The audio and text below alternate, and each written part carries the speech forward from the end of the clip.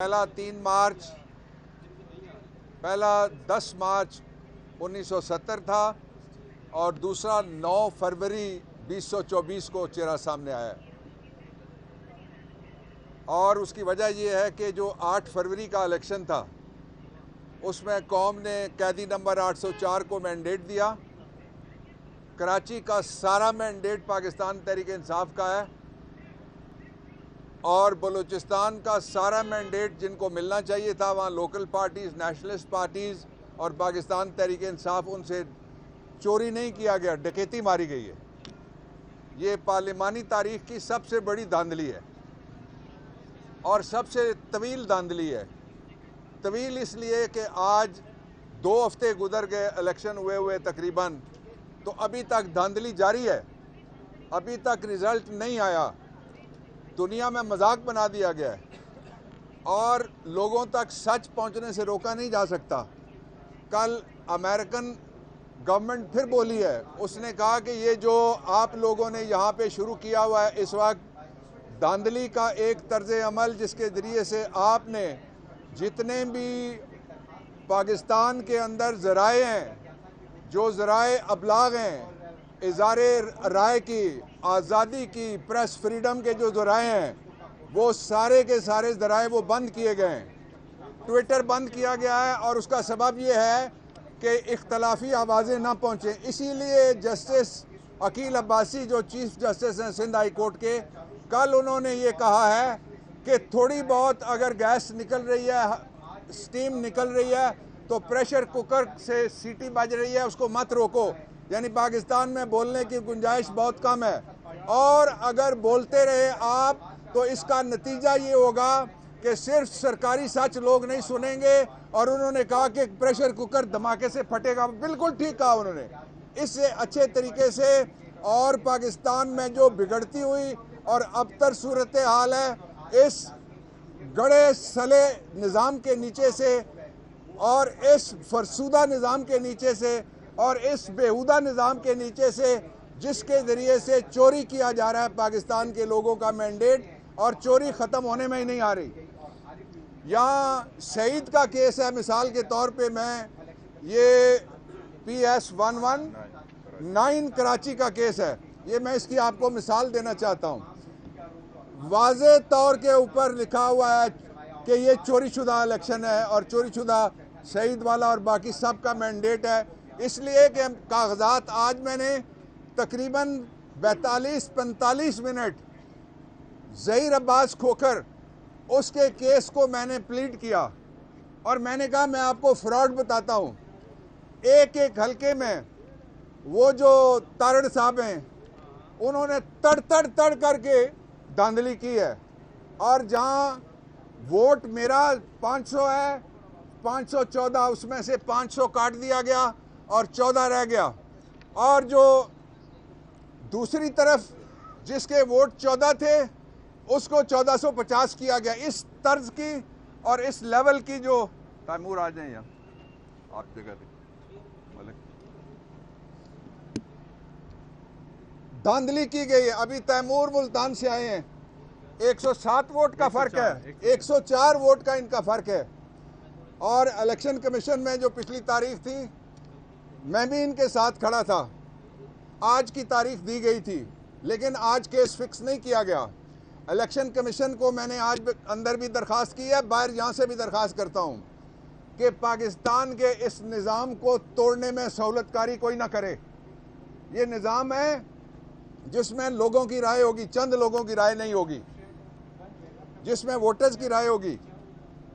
आप लाए थे धांधली की, जब आपने अमेरिका के साइफर के बाद आपने धांधली करके इसी शख्स को बिठाया था। बिठाते ही आपने कहा मुबारक को डॉलर 100 रुपये का हो गया, मुबारक को इकॉनमी बहाल हो गई। बेड़ा गर्क कर दिया इन्होंने पाकिस्तान का 22 माह में। और अब PDM 2 सीज़न 2 उसके बहुत ख़तरनाक नताइज होंगे। ये तीसरा साल है जिसमें वोट देने वाले हार गए, वोट गिनने वाले वो जीत गए।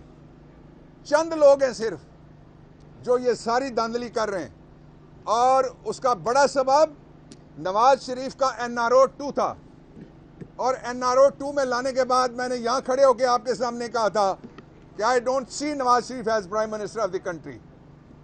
क्यों भागा है वो? उसके लिए इक्तदार खानदान में रखना असल बात है।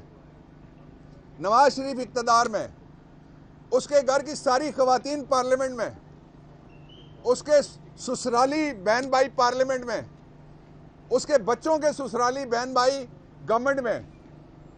तो ये कोई शरीफिस्तान थोड़ा ही बनाया था कायदे आजम अली रहमत ने, ये तो पाकिस्तान बनाया था। और उन्होंने कहा था ये डेमोक्रेसी है, इसको उन्होंने जमहूरिया कहा था। लेकिन ज़िया-उल हक के दौर में जो नर्सरी बनाई गई थी, उस नर्सरी में से जहराब जहरीली जड़ी बूटियां आज भी इक़्तिदार के अंदर जड़ें फैलाए बैठी हैं। पाकिस्तान के लोगों ने अपना फैसला जारी कर दिया है। 8 फरवरी को जो अवामी रेफरेंडम हुआ है, उस रेफरेंडम के लिए ना बल्ला था ना बल्लेबाज था, अल्लाह ही अल्लाह था और अल्लाह के बंदे थे जिन्होंने अल्लाह के हुक्म के मुताबिक ज़मीनी खुदाओं को मुस्तरद किया सबको, और वोट के ज़रिए से वो तब्दीली लाए हैं। और जो बैलेट के ज़रिए तब्दीली लाई गई है, उसको बुलेट के ज़रिए से अगवाकारी की जा रही है। हमारे MNAs गन पॉइंट पे अगवा किए गए, हमारे MPAs गन पॉइंट पे अगवा किए गए। 3 जगह लिजिटिमेट हुकूमत अगर बनती है, आज बने कल बने, पाकिस्तान तहरीक इंसाफ का राइट है, और ये पाकिस्तान के उन लोगों का राइट है बेसिकली जिन लोगों ने वोट दिए। 2 ज़रूरी बातें और मैं कहना चाहता हूँ कि आप जो मर्जी कर लें, इलेक्शन 8 फरवरी वाला माना जाएगा, 9 फरवरी वाला सिलेक्शन नहीं माना जाएगा। और आपने देखा जो ड्रामा करते थे, एक दूसरे के खिलाफ बातें करते थे, नतीजा क्या निकला? वो एक कहता था मैं घसीट के लाहौर की गलियां रंगीन कर दूंगा, कोयटा में घसीटूंगा, पेशावर में, कराची में। वो लेट ही गया है, कोयटा में भी लेटा, पेशावर में भी लेटा, लाहौर में भी लेटा, कराची में लेटा, और लेटे हुए भी उसने अपने हाथ से कमाल की एक चीज़ नहीं छोड़ी, चेरी ब्लॉसम, वो उसने पक्की पकड़ी हुई है। तो ये जो चेरी ब्लॉसम प्राइम मिनिस्टर लाया जा रहा है, इसका सारी दुनिया ने कहा है कि ये इलेक्शन नहीं है, ये सिलेक्शन है। सिलेक्शन नहीं, धांधली है। तहरीक इंसाफ कहती है धांधला है, पाकिस्तान के लोग कहते हैं डकैती है। मैं ये वार्निंग देना चाहता हूँ उन सारे लोगों को जो पाकिस्तान के लोगों के मैंडेट के ऊपर डाका डाल रहे हैं कि तुम्हारा भी यौम हिसाब आएगा और तुम भी इसी तरह अकेले हो जाओगे। अभी निकलने वाले हो, तुम्हारे चंद दिन रह गए जो 5 गवर्नमेंट्स लाई गई थी। बेसिकली ये किराए की गवर्नमेंट्स थी, गैर आइनी गवर्नमेंट्स थी। जो ही ये जाएंगी, इनके खिलाफ आर्टिकल 6 लगता है, और धांधली का जो भी जिम्मेदार है उसके खिलाफ भी आर्टिकल 6 लगता है। और इलेक्शन कमीशन पाकिस्तान का सबसे महंगा पाकिस्तान के ख़जाने को और पाकिस्तान के लोगों को पड़ रहा है। ये कमीशन, इतने पैसे तो कोई पाकिस्तान का दूसरा जो इदारा है जिसका ताल्लुक इंसाफ के साथ है, जिसका ताल्लुक मुसावात के साथ है, जिसका ताल्लुक इलेक्ट्रल सिस्टम के साथ, इतना महंगा इदारा कोई नहीं है। लेकिन इस धांधली को मैं हैरान हूँ इस बात पे, इसका नोटिस लेने के लिए अगर कोई सुओ मोटो हरकत में नहीं आ सकता तो आइन में से सुओ मोटो का इख्तियार ख़त्म कर देना चाहिए, क्योंकि पब्लिक इम्पोर्टेंस का इससे बड़ा क्वेश्चन क्या और हो सकता है कि ये 2 वकील खड़े हुए हैं जिनका मैंडेट चोरी हो गया। तो वो जो सारे दोस्त हमारे नारा लगाते हैं काले कोट वाले, तो क्या वही काला कोट जो शरीफों ने पहन के सुप्रीम कोर्ट की बिल्डिंग में वो गए थे जमहूरी हुकूमत के ख़िलाफ़, उसकी बात हो रही है? बाकी काला कोट किधर गया? इसकी इज़्ज़त, इसकी आबरू और वोट की इज़्ज़त किधर गई? नवाज शरीफ, आपसे जो बदला लिया गया है, कौम ने लिया है। आप तो 2 सीटें नहीं जीत सके लाहौर में, और जो कराची जिनके हवाले किया गया है, उन्होंने कराची को उस हाल पे पहुंचाया जिस हाल पे कराची को हमने जब टेक ओवर किया एज इलेक्टेड गवर्नमेंट, हम वापस लेके आए, उसका अमन व अमान वापस लाए, उसकी रोशनियां वापस लाए, और आज स्ट्रीट क्राइम का राज है। इसलिए कि लोग ये समझते हैं कि गुंडागर्दी के ज़रिए से इक़्तिदार मिलता है। इसके बावजूद हम आइन का रास्ता अपनाते हैं, हम कानून का और दस्तूर का रास्ता अपनाते हैं, हम कॉन्स्टिट्यूशनल सुप्रीमेसी का रास्ता वो हमने अपनाया हुआ है। लेकिन ये पाकिस्तान के लोगों की कमज़ोरी ना समझा जाए।